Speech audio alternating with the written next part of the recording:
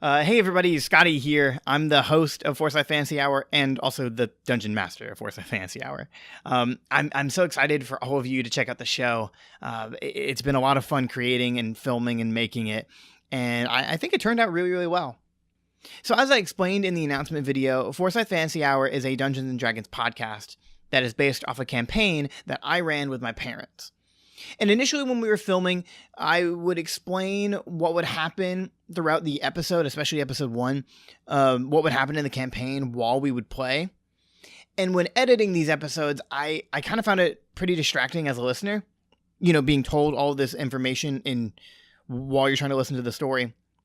So that's why I've created episode 0, to explain a little bit about the world of No Wishing, which is Noising, and the story that and the campaign that my parents went on. And for any of you who have heard The Lost Mine of Phandelver, you'll be very familiar with the campaign. There is tweaks that are important to the story as a whole. Also, I wouldn't say that episode 0 is necessarily important to listen to, or it's like pivotal that you listen to enjoy the show. I just think it gives you more context on characters and stuff that has happened. But that's the whole reason of having Jack or having Tristan play Jack Pilgrim as a character who didn't experience this campaign, so that he could be accessible to new listeners and to new viewers, because, well, no one's heard the story other than me, my mom, and my dad. So I just wanted to make that clear, and I think I got all of that out of the way. So let me tell you a little bit about the world of No Wishing. You see, No Wishing is an exciting and familiar fantasy world. You see, it's filled with gnomes and elves and orcs and everything you can think of. In No Wishing, you see brave adventurers fighting bandits and ne'er-do-wells while taking the time to explore dungeons bursting with treasure. And yes, there are a couple dragons roaming about too. But long ago, the land was filled with these powerful kilns known as well forges, each one housing unspeakable power used in what seemed like every situation. Many wars were fought over these forges, resulting in destruction and calamity and chaos. However, as time passed, many of these creatures lost interest, or more likely, lost their ways to the forges entirely. Thus, they've become relics of the past. Nowadays, No Wishing is a mostly peaceful land, and factions and guilds populate the earth. You see, kingdoms also spawned from this time of peace, or this mostly time of peace, creating what the characters know as the cardinal and ordinal provinces. The province that we mostly focus in the beginning of the show is the province of South Coast. And this is where the story of Emmy Hilltopper and the Wellforge of Design begins.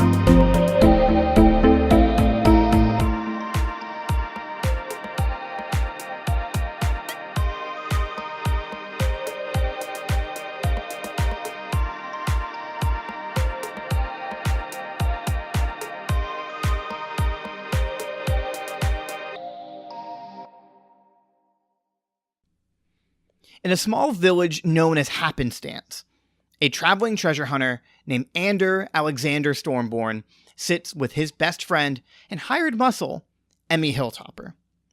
Ander is a human fighter with a mind for tinkering. He's also the best shot you'd ever see, whether it's with bow or black powder. Emmy is a halfling cleric, and despite her sweet demeanor, she's someone not to be trifled with or made a fool of. After a previous job went south, the two were greeted by a stout dwarven man named Maddox Stonecutter. Maddox and his associate Quentin, who is a retired Griffin Knight, offers the treasure hunters a job.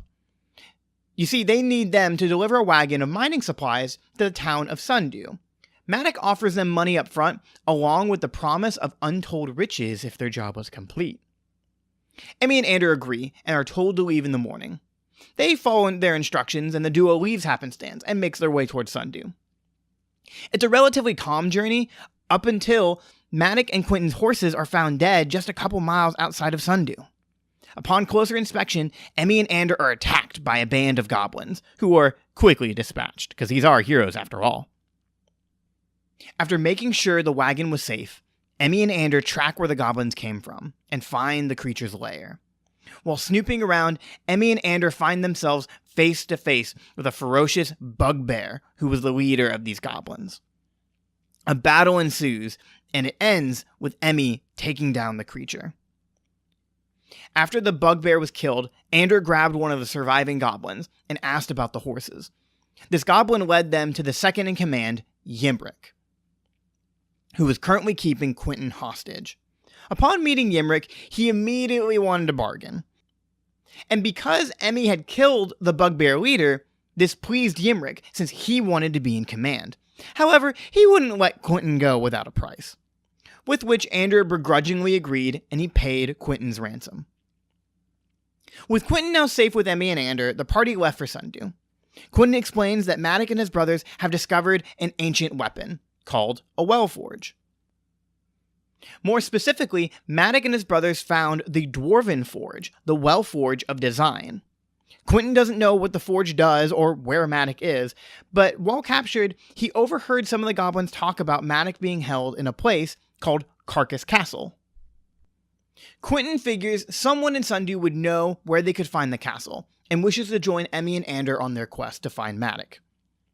When the party arrives at Sundew, everything seems way too quiet. They deliver the wagon to a shopkeeper named Elm. Elm asks where Maddox is. Emmy informs him on everything that has happened so far, and Elm explains that he believes the other brothers were captured as well, because he was told at least one of them was supposed to show up in Sundew by now. Upon further questioning from the party, they learn that a local group of bandits known as the Red Bands came and took over the town. They had been in town for about 3 weeks, causing mayhem. They would be trashing the local inn, robbing the villagers, and they even murdered a man named Bram Zatchet. As they were talking, a few shouts came from a nearby farm. Our heroes went to investigate and found some intoxicated Red Bands arguing with a middle-aged halfling woman, ordering her to let them stay the night at her farm, for the local inn has had enough of them and won't take them in. Just before the ruffians could do any more harm, Emmy threatens them to leave, or that she would have to take their life. With the criminals being in a drunken stupor, this worked, and they quickly dispersed. The owner of the farm and her son came out and thanked the adventurers. Their names were Catherine and Carpio, who goes by Carp. Catherine invited the party to stay for dinner and offered them to stay the night, in case the ruffians came back. The party agreed, and during dinner, Emmy and Ander shared different stories of their past adventures as treasure hunters, all of which enchanted the little halfling boy. He told Ander before he went to bed that he found where the main hideout of the Red Bands were, and he had found a secret passage into their base. Ander warned him not to go exploring there and to let him and Emmy handle it, but in the middle of the night, Carp did.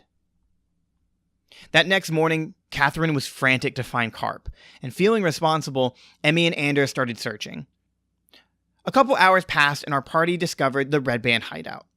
It was an old abandoned manor that belonged to the Zatchet family. Emmy and Ander were ready to sneak in and save the boy, when some of the townsfolk intervened.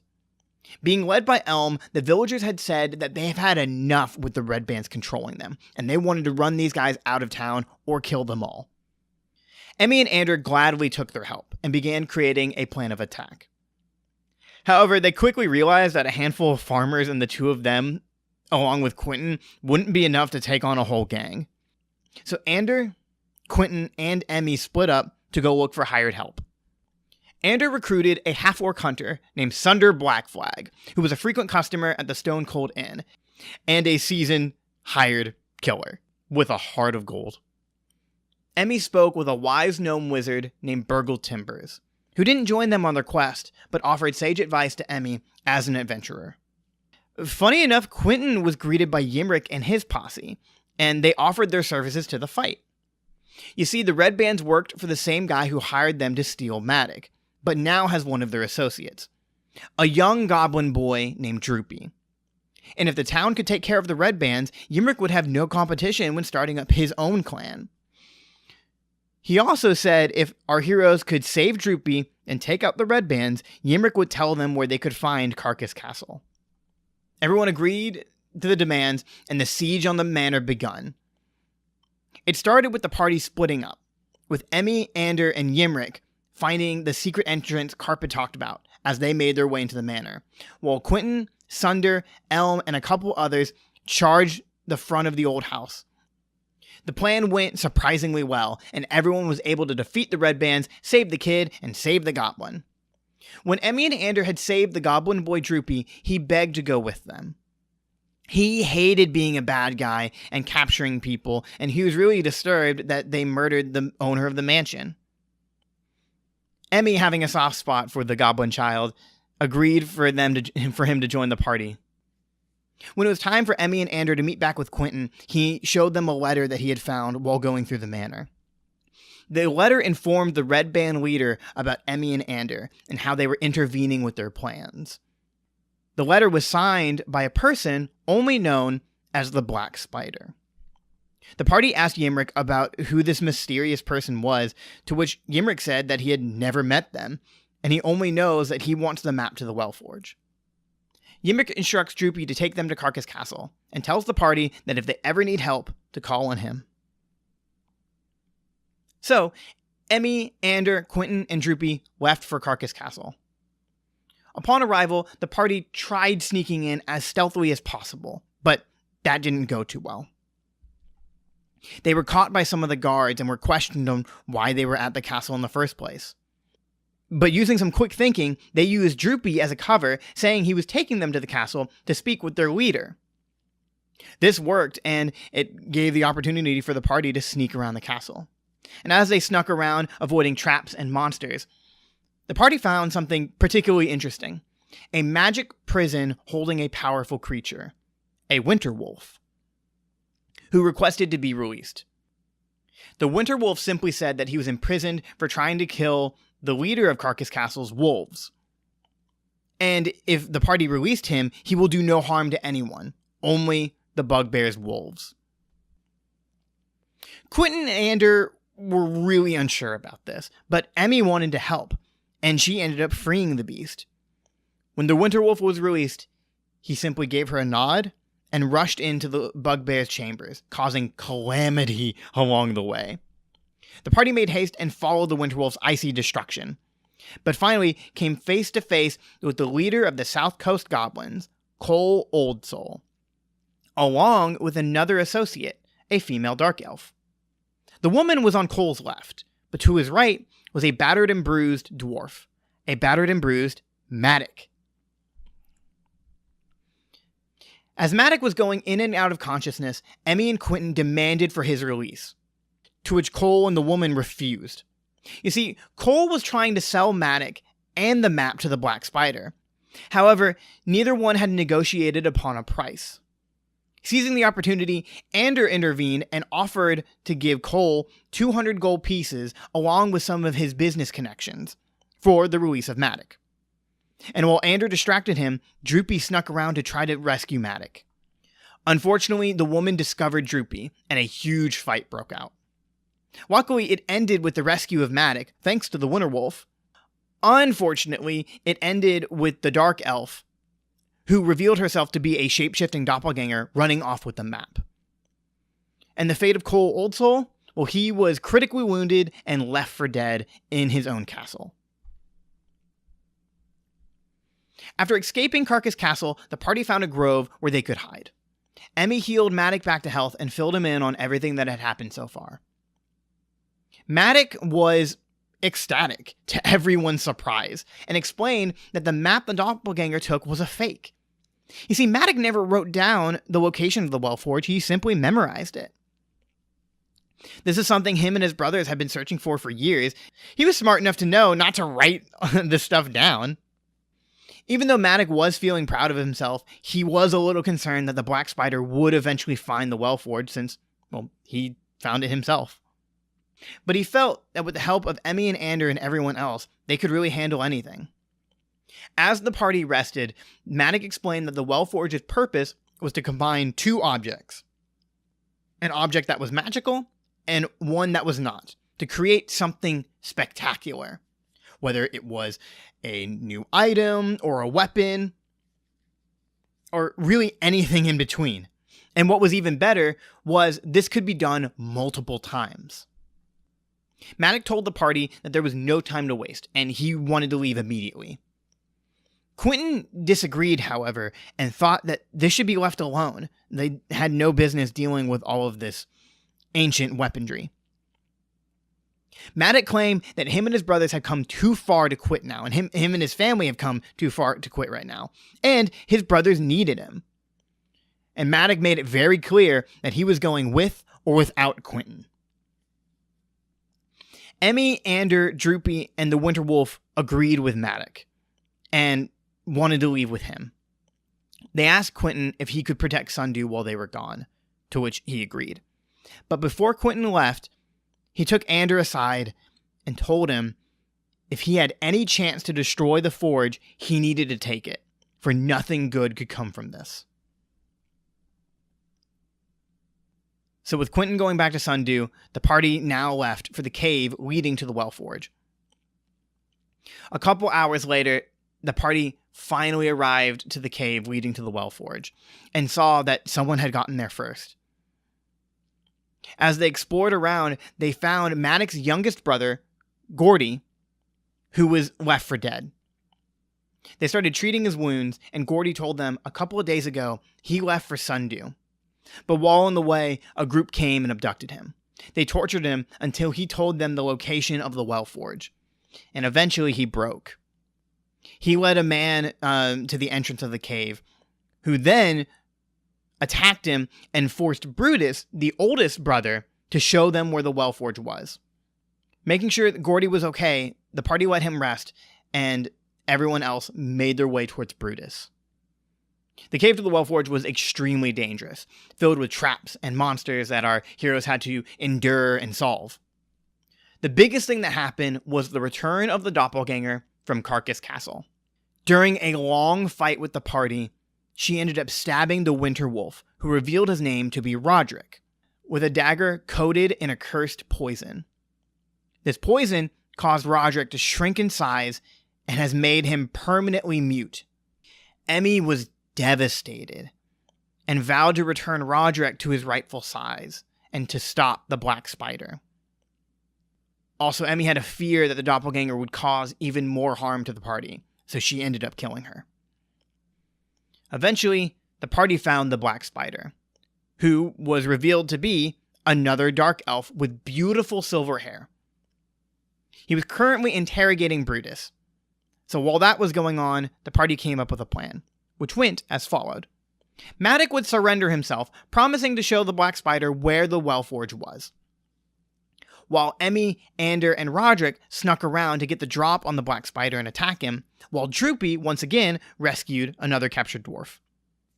The Black Spider saw through the ruse and attacked. During the fight, the Black Spider summoned a monster, which was revealed to come from another Wellforge. It was an arachnid constructed out of plants and vines. Ander went to go fight the plant creature while Emmy fought the Black Spider.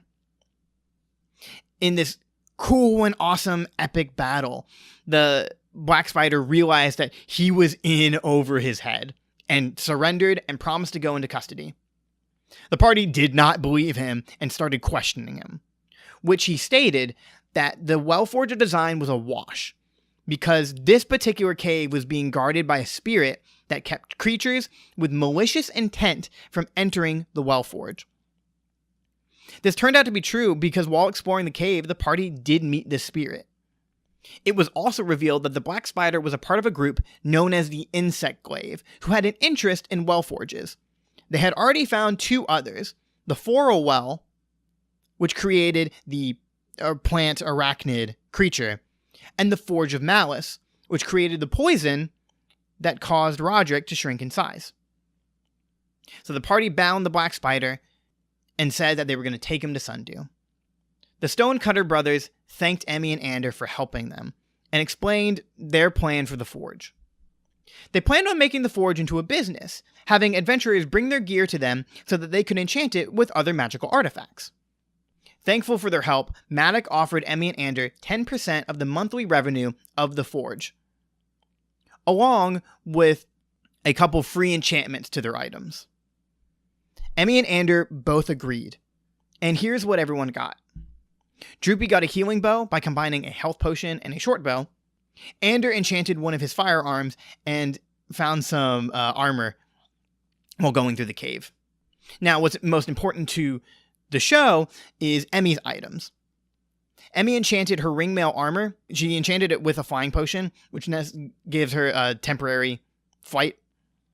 She also got a magical staff from the Red Band leader and has combined that with her shield to make a more powerful shield.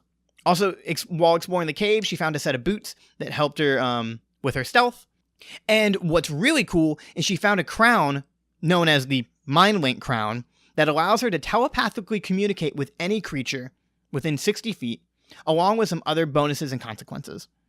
The Mind Link Crown came in a set, and she uses this to talk with Roderick. So when our party began to return to Sundew, they were welcomed to a ceremony. For saving the town from the Red Bands, Emmy and Ander are given the manor that the Red Bands used as a new home. In the next couple weeks, it was going to be remodeled, and the former owners of the manor, the Zatchet family, handed the deed over to Emmy and Ander, saying that Bram would have wanted this, and they were thankful that they stopped the criminals. Emmy and Ander were incredibly thankful for the town of Sundew, and appreciated the party.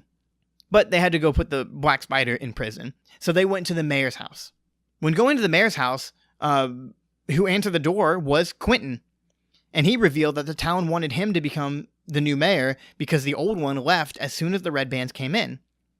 Quentin, now growing fond of Sundew, he took the job.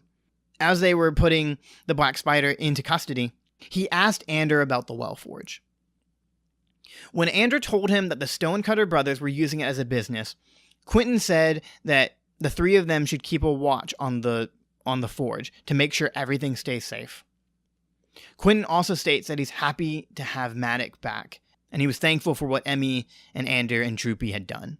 But over the next couple weeks, Quentin talked to Ander less and less.